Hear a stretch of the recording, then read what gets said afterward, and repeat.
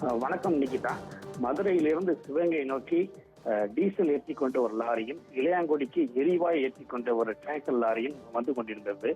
அப்போது தொண்டியிலிருந்து மதுரை நோக்கி ஒரு அரசு பேருந்து வடமாத்தூர் அருகே செம்பூர் காலனி அருகே வரும்போது டீசல் ஏற்றி வந்த லாரி, டேங்கர் லாரி எதிரே வந்து முன்னே சென்ற வாகனத்தை ஓவர்டேக் செய்து சென்று முயன்ற போது எதிரே வந்த அரசு பேருந்து மீது மோதி விபத்துக்குள்ளானது. பின்னால் வந்த எரிவாயு டேங்கர் லாரியும் மோதி படு விபத்து ஏற்பட்டது. இதனைத் தொடர்ந்து பேருந்தில் இருந்த அனைவரும் பாதுகாப்பை இறக்கிவிடப்பட்டனர்.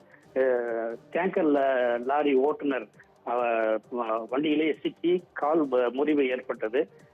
இதனால் சுமார் 1.5 மணி நேரம் போக்குவரத்து பாதிப்பு ஏற்பட்டது.